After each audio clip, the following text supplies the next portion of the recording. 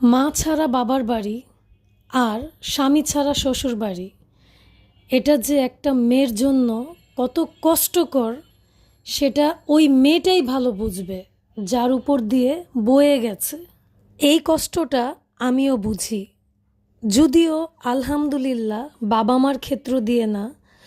আমার বাবা মা দুইজনই এখনও বেঁচে আছেন আলহামদুলিল্লাহ। আল্লাহ তাদের দুইজনকে নেক হেদায়েত দান করুক।